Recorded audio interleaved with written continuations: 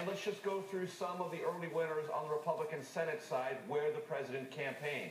Well, Braun in Indiana. That was clearly a big effort for the president. Marsha Blackburn in Tennessee. Ted Cruz in Texas. Kramer in North Dakota. All of those states where the president went, campaigned aggressively for the Republican nominee, those Republican victories have now been secured.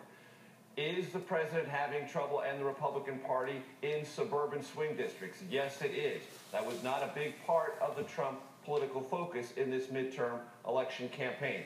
Decidedly, this White House made the calculation protecting the Senate majority, enlarging it if possible, was the dominant priority. And that appears to be the way the evening is progressing. And for that, the White House is very, very pleased. It does know that the wins are beginning to rack up for Democrats on the House side, which suggests that if it's a purely or largely suburban district, the rural vote, which has helped many of these Republican Senate candidates galvanized by the economy and immigration focus of the president, that works for rural voters to come in.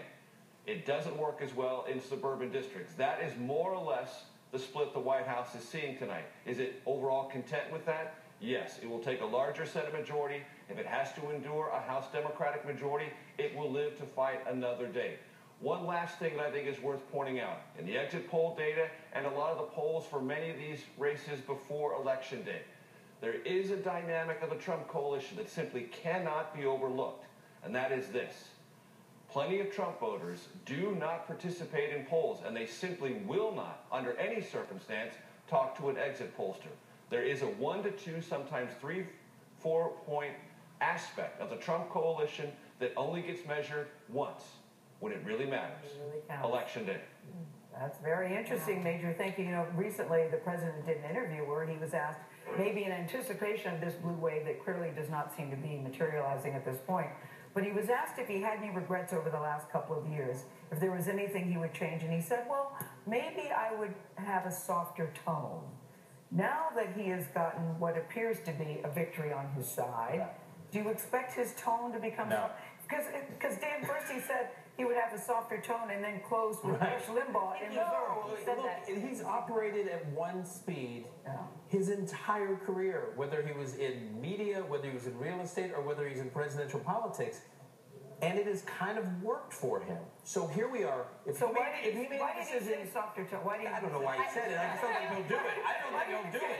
But he finished it by saying, but I didn't have the chance to. I didn't have the chance. He made the bet to shore up the Senate with those protecting those Senate seats that went for Trump, that went presidential at the statewide level in 2016. If another Supreme Court seat opens up in the next few years, which is very possible, he will be totally vindicated because you could get a 6-3 conservative majority in the Senate, and it will be possible because the margin has actually expanded potentially in the Senate. Your point is he had his eye on the prize, which is the Senate, and is also the better place for him to right. play. And the number, by the way, in the House is, as the Democrats try to get to that number 23, taking 23 seats away from Republicans, they've now taken 14 away, so they seem to be... and I think in the next 45 minutes to the next hour, we'll get there pretty quickly. The net effect of this, as we're reporting that Democrats are poised to take back the House of Representatives, is that Jerry Nadler, who is from New York, one of the most liberal members of Congress, is going to take over the judiciary. Andrew Schiff is going to take over House Intel. Democrats will have subpoena power. Maxine Waters takes over that Financial Services Committee. I mean, yes, they will have subpoena power. They will be breathing down the administration. They will be breathing down a lot of players in business. I think Bob Mueller becomes a lot less relevant tomorrow than he was today, because I think you have very ambitious Democrats chairing committees with this investigative and subpoena power that you're describing, and they are going to want to be much more aggressive than Mueller has been.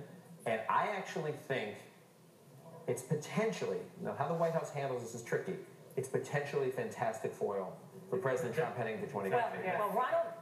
Donald Trump is not Ronald Reagan, but remind us again what happened. Ronald Reagan, 1980, huge defeat in 82. 82, and then goes on to run the table in 84. Yeah. Well, Bill Clinton, I think it was a gift to him in 96, having had Newt Gingrich as a foil. Instead of, who was the Tom Foley running the House, running the House of Representatives. One could make the argument that Nancy Pelosi, with a narrow majority in the House, who will probably be weak, is a better foil for Donald Trump running for re-election than having That's right. Kevin McCarthy running a narrow majority. All right. We've got much more ahead here on Never, CBS. never boring. We are going to check in on Arizona, where one of two women is about to make history. Both these women have run Ironman competitions. Can't wait to dig into this race. These are incredible women. One of them is heading to the Senate. More when we come back.